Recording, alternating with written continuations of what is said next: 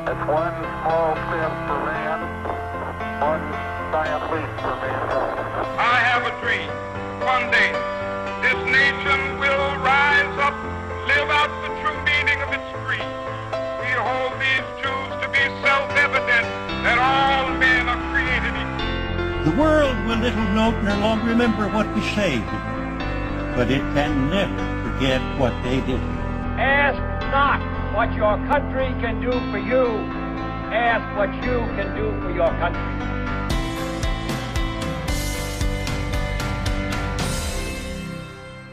Hello and welcome to Eccentric Earth. Normally this is the podcast where I'm joined by a guest to talk about a story from history. This week I've been away on holiday and haven't been able to record a new episode. So rather than missing a week, I've decided to release some previously cut content for an episode with myself and Chris Haigh. It doesn't really cover history, but it does include us talking about other podcasts that we listen to and love, as well as bashing Scarlet Johansen. Hope that you enjoy. Actually, okay. And this isn't like, I know we've moved it and it's like, okay, serious stuff done before we do the proper wrap up and everything, but there is a fantastic, just weirdly talk about this. Have you ever heard of Ear Hustle? No. Ear Hustle is great. So Ear Hustle is basically a podcast done by inmates. Okay. I think it's actually like a California prison or something. It's so good. So they have someone on the outside, I can't remember what her name is, the producer, and then they have a regular inmate host, and they work on it as like a project, and they interview inmates about kind of inmate life in terms of like, here's what solitary is like, here's what, family life is like. Do you know what? It is awesome. It is so good. So, again, I'm not affiliated with them, I've just been listening to it a lot, and it's fucking amazing. That sounds, as far as a format goes, damn unique. It's really good. It's a very slick, well-produced podcast, but it is done with the inmates and everything, and they have quite a decent amount of control on it, so it's not exploitative in the sense of them, here's some, random, we're just going to kind of like cherry pick. It's going to be, for them. No, Ear Hustle does actually, it is partially produced by the inmates and everything, and it's their stories, and it's just like a cool project, really, and it's really good to listen to, and you do learn a lot. Yeah. Sorry, I know that was an unintentional plug, but you talk about prisons and podcasts, I just made the connection. No, that's a good plug to make. I'm literally on the website right now as we're talking and looking at it, and I think I'm going to be checking that out myself because it just sounds so different and so interesting. I will say it's definitely different to a lot of, because I do listen to podcasts a lot when I work, and I have like various odds and sods streams. I mean, I've got my iPod in my hand at the moment, and there's just like an an eclectic selection. And Ear Hustle is one of the best from this year so far. And then there's all kinds of, like you said, you're into true crime and all that sort of thing. So there's stuff like Caliphate is really good, and that's like, it's the New York Times and their perspective on ISIS by chatting to people who've escaped ISIS. Do you listen to They Walk Among Us? No. Oh, okay, that is my favorite. It's a UK true crime. So it's a guy who it's just him on his own, and he does like recaps effectively of horrible crimes and everything that have happened either recently or historically in the UK. So it'll be like, people who killed their wives, or serial killers or that sort of thing. That's pretty good. I've been subscribed to that for a couple of years. Sorry, I know this has become like this will get trimmed. That's fine. I'm just going through it now. I'm just like, Thin Air is another one. And Emma got me onto this Paranormal Life, which is it covers true crime, but it's very comedy, which can be a good or bad thing depending on how you look at it. Bizarre Status is the same thing. Homecoming. Should I ask how much shit I actually have? So much stuff I haven't actually listened to. Yeah, I'm the same. I'm playing catch up on stuff, and at the Right, what do minute you I've listen to? got 138 episodes downloaded, but that isn't even all the stuff I've got on here, because there's like new shows I'm going to try and listen to as well. But Nice. like ones that I sort of listen to quite a bit are My Favorite Murder. It's pretty good.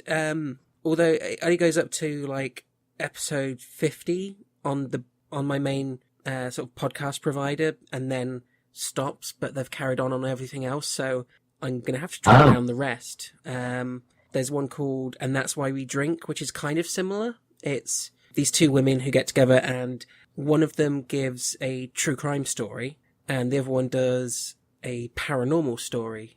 So it mixes like ghosts and murder, and it's really quite Oh my fun. god, that sounds amazing. Right. So you I'm get a definitely little bit checking that of out. both each episode. And That's Why We Drink. Yeah, And That's Why We Drink. Yeah. But my absolute favourite is The Dollop. The Dollop. It's two American comedians, Dave Anthony and Gareth Reynolds, and it's a bi-weekly show, and every episode Dave Anthony reads a story from history to Gareth, who has no idea what it's going to be. I kind of stole their format a little bit, but I was going to say, it sounds, yeah. but they're a lot funnier with it, because like Gareth is like such a good improv comedian. Oh, right. But they go really deep in their research. They've got like a little team who does stuff, and the stuff they can pull out is amazing. But like I listened to an episode last night where, you know, Newsies, the kids who used to be on the street, you know, extra, read all that. Yeah. It's about how in, I think it was the early 20th century, they essentially went on strike for better money, and oh my god, it's absolutely insane. You've got like 300 plus gangs of 8-year-olds charging around New York, beating the shit out of anyone selling a newspaper, like organizing rallies and going up against the huge newspaper companies, including like Pulitzer. But then you've got like their like transcripts of their speeches, and it's all written how they talk, so they're proper Joyzy like and talking weird, and the nicknames are insane, like Kid Blinks and Knuckles Smith and stuff like that. Like they're 7-year-olds, and they're like little angry adults with gangster style nicknames smashing up New York. I was sitting there like listening to it whilst playing a video game, and I had to pause the game because I was reduced to tears with how funny it was. It's an amazing show. Well, I'll be honest, I'm on the iTunes. As we've been talking, I was like, okay, I'm going to look it up. And as soon as it loads, I'm going to try and find that episode to listen to. I think it's like episode 200 and something. They've got like 300 episodes. What are they on at the minute? 334? 334, Andrew Jackson, yeah. But these are the guys where I found Samuel Whitmore. You know, the guy who wouldn't die. The really old guy. Yeah. That was where I discovered that topic from, and so fun. These guys are great. But it is all American history as well, so although they do occasionally do Australian history because they've done tours in Australia quite a bit. They're really popular there, but yeah. So some of the things they dig up, is like, America's fucking crazy. I will say, you know, as Brits, we don't really hear a massive amount of American history that isn't like, for me it was like civil rights and a bit of World War II and everything, so I am always open to trying. Sorry, as we're talking, I am scrolling through the thing just trying to find that one mentioned. I'm like, I promise I'm listening. No, is that it? No. It's the last one I listened to. If you give me a sec, I can probably find it for you. Yeah, I was going to say, I saw something called the 275. Gopher Gang, and I'm like, that doesn't sound right. It's episode 275. Oh, I have gone straight past it then, I've not even noticed. 275. The news. Oh, do you know the bloody irony? I saw one. I saw 276. Harriet Tubman, started downloading that and never looked to the one below. I'm about halfway through the Harriet Tubman episode. Oh, it's amazing. She's a badass. I mean, thank God they're actually making a movie of her. Because I was like, why aren't they? Like, because I'd much rather watch her than like, oh, good, it's another Lincoln one, or great, we need another JFK biopic, really.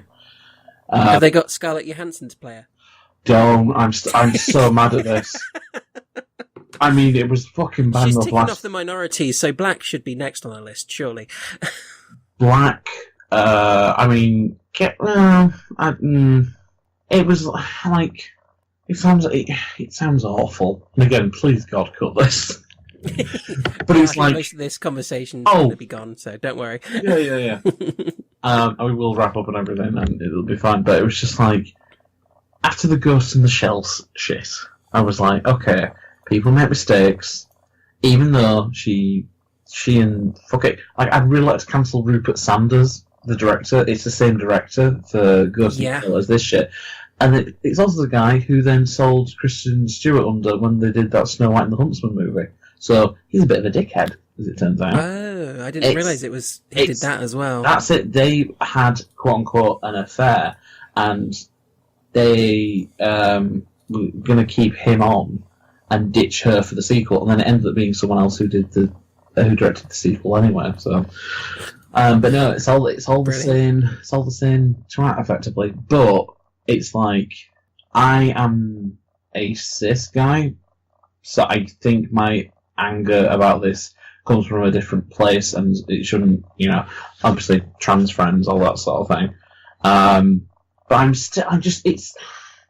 it's the Tyra thing. It's, we were all rooting for you, we're thinking, do you know what, if you actually apologise after this book up, it's fine. And then she had to send the shitty response. Where she was like, talk to Jeffrey Tambor and Felicity Huffman. I'm like, that's not an excuse. That's not even an apology. That isn't even a reason. That is you being really pissy, being like, oh, well, the other kids did it. Yeah, but we don't care about the other kids. We could have had Emily Blunt as Black Widow.